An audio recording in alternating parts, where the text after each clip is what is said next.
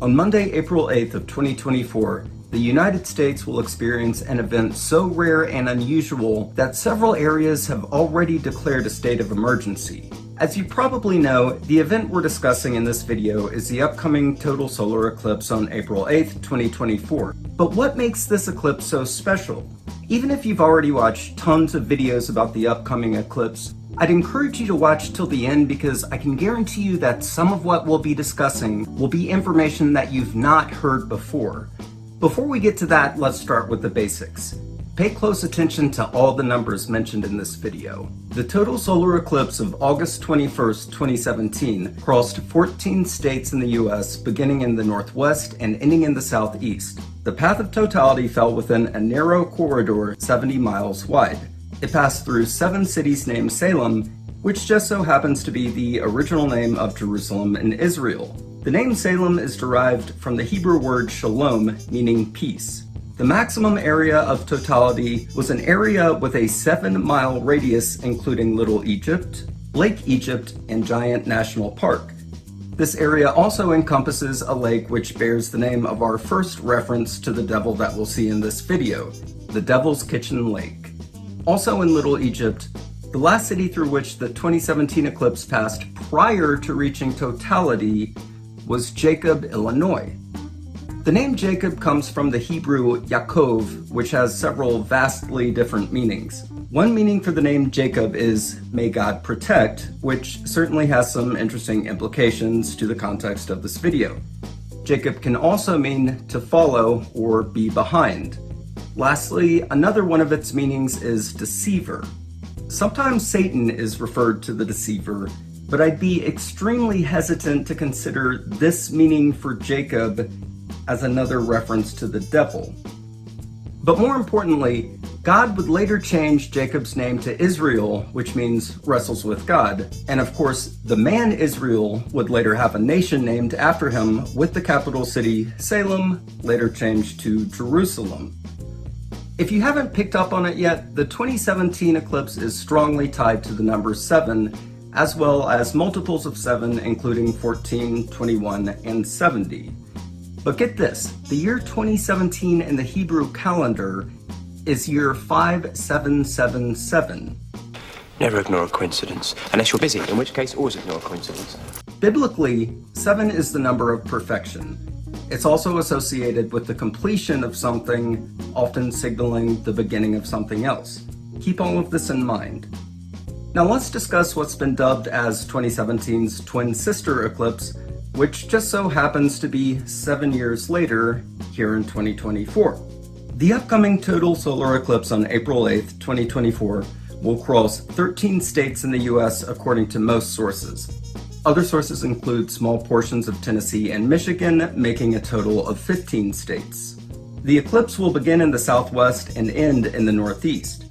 Its path of totality is expected to be 115 miles wide, much wider than the 70-mile width of its 2017 predecessor. Along its path are the only 7 cities in the US named Nineveh, with an 8th Nineveh located in Nova Scotia. The 7 US Ninevehs are located in Texas, Virginia, Indiana, Ohio, Pennsylvania, Missouri, and New York. The eclipse will be visible in all 8 Ninevehs. While only 2 of the 8 Ninevehs fall directly in the path of totality, which are the 2 located in Indiana and Ohio, the remaining 6 are so close that the eclipse will appear as partial to near total from their vantage point. Nineveh is thought to be named after the goddess Inanna, also known as Nina to the ancient Sumerians and Assyrians. On a side note, the Assyrian cuneiform symbol for this goddess is a fish within a house. Inanna, or Nina, is also strongly associated with the fertility goddess Ishtar. A popular etymology of the name Nineveh is the place of the fish. This association with fish brings to mind Jonah, who spent 3 days in the belly of a fish or whale, depending on the translation. Now, there are only 2 cities in North America named Jonah, one in Oklahoma and the other in Texas. Prior to the eclipse passing over the 8 Ninevehs, it will pass directly over Jonah, Texas. The name Jonah means dove, or peaceful one. The dove, of course, is an historical, globally recognized symbol for peace, or shalom, Salem. The eclipse's connection to Jonah and Nineveh brings to mind the biblical story of Jonah.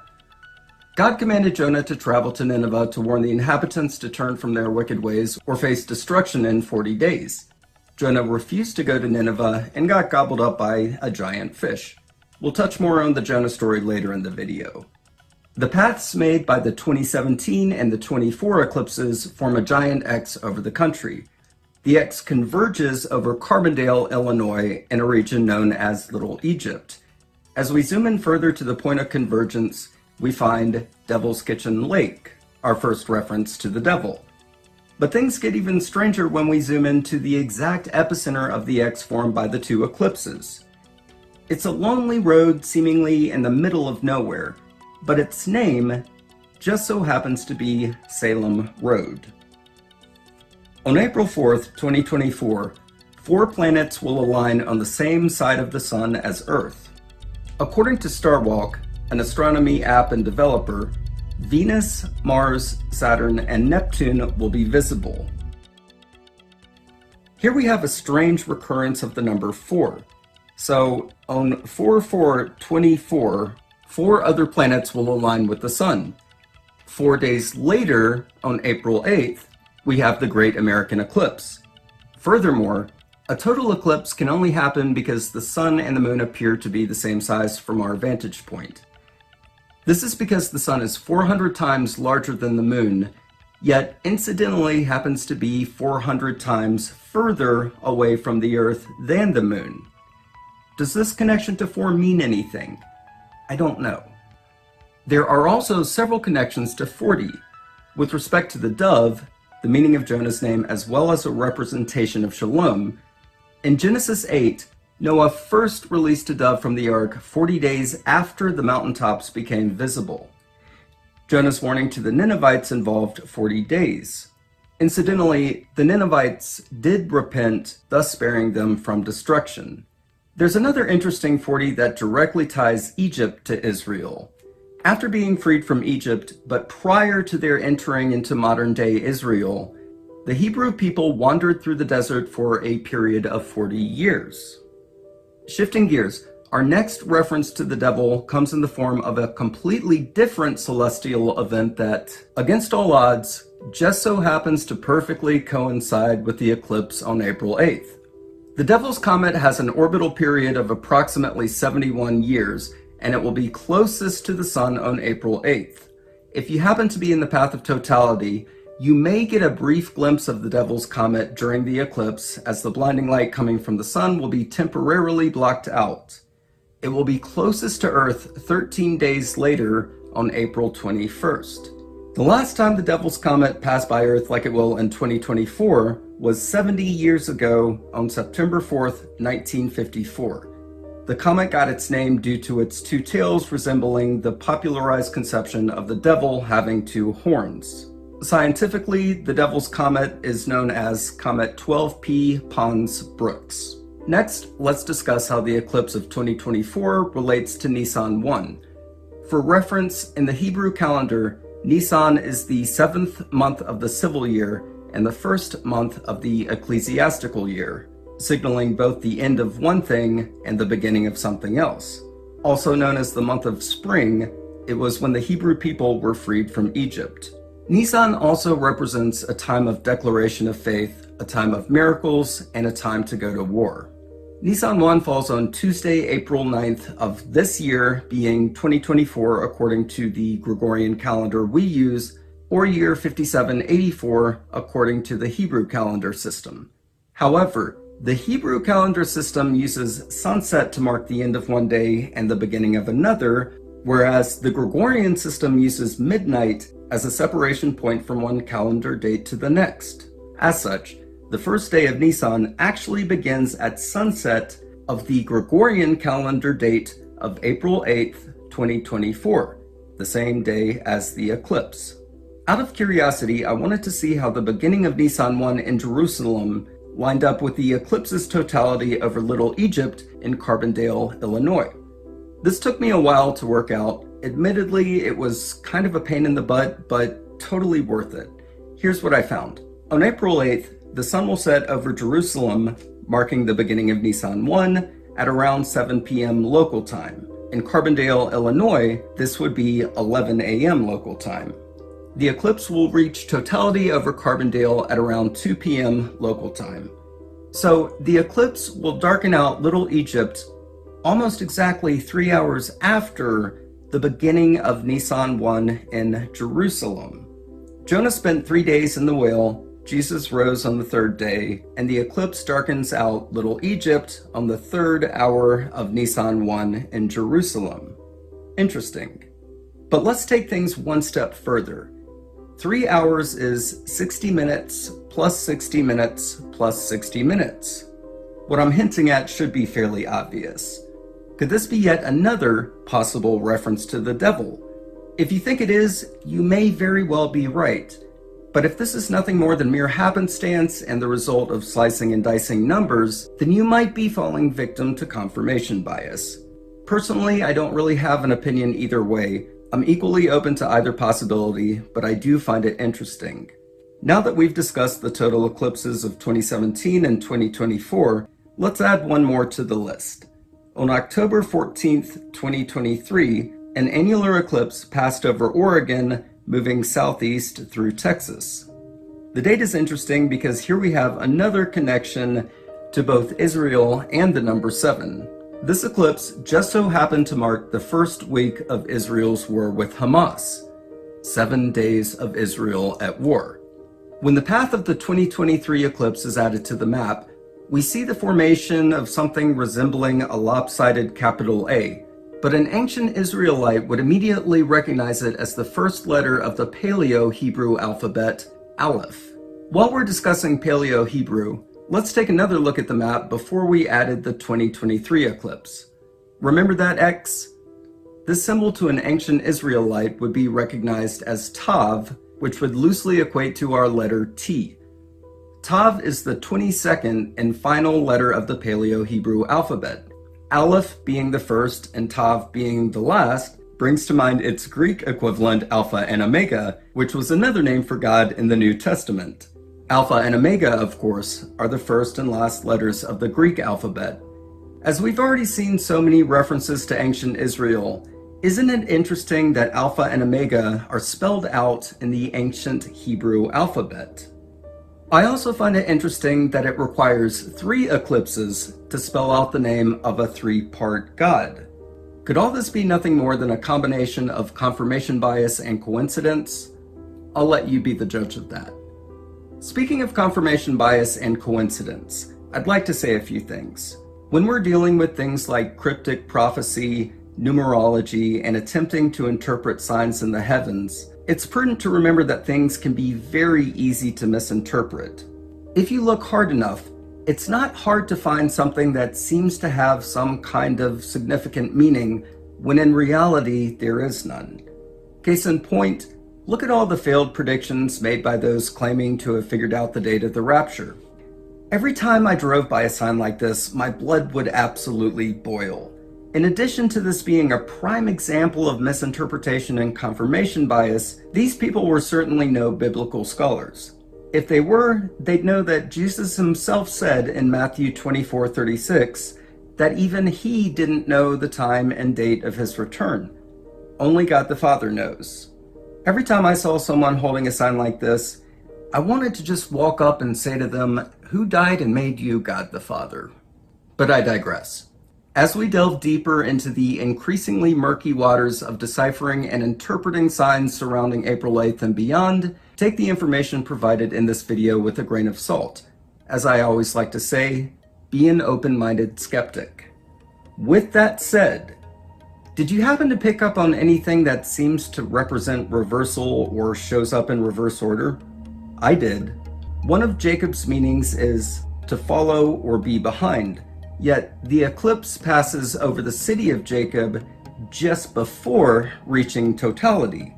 The last letter Tav shows up before the first letter Aleph, regardless of if you're comparing the 2017 eclipse to the 2023 eclipse or the 2024 eclipse.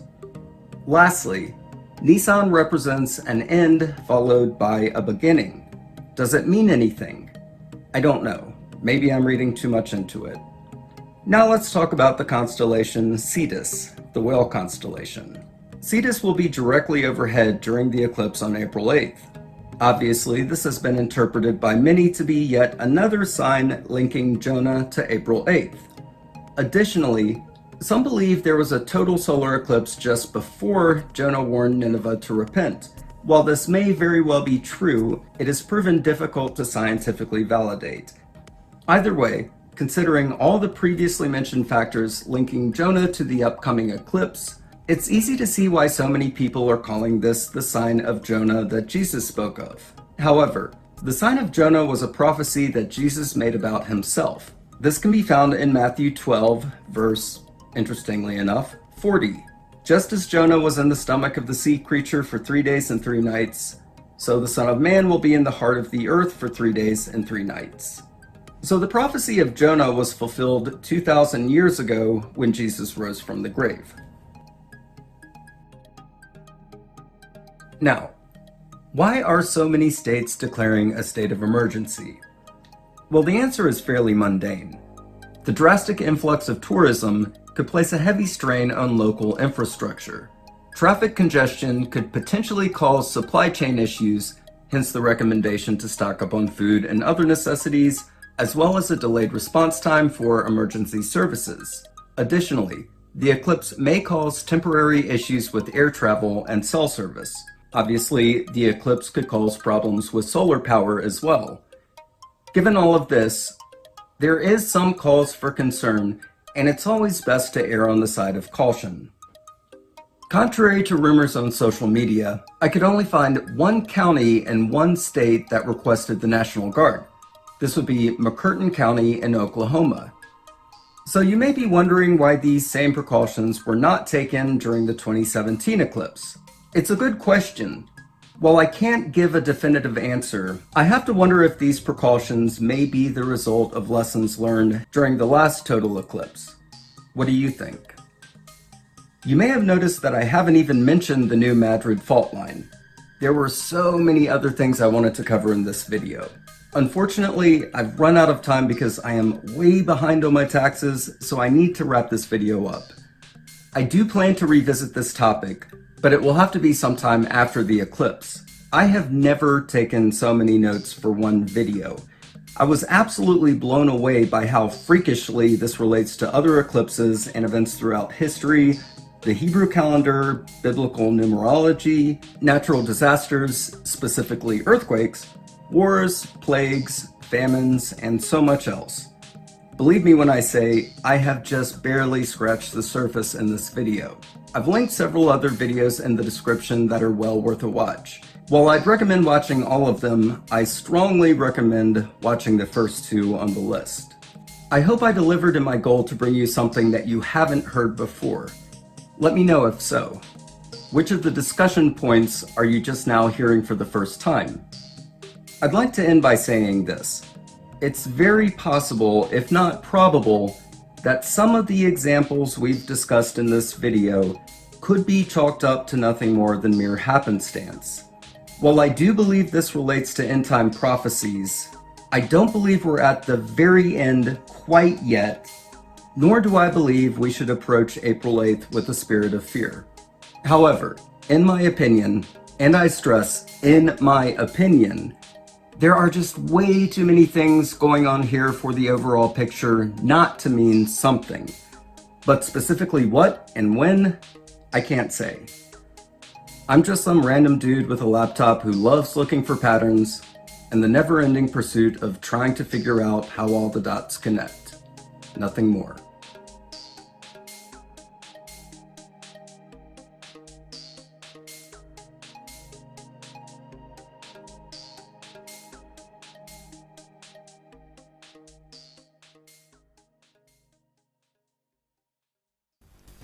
Hey everyone, Drew here from Mad Cat Mysteries, and I hope you enjoyed the video you just watched.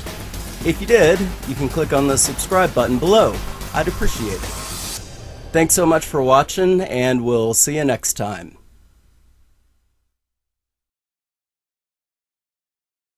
Aleph being the first and Tav being the last brings to mind its Greek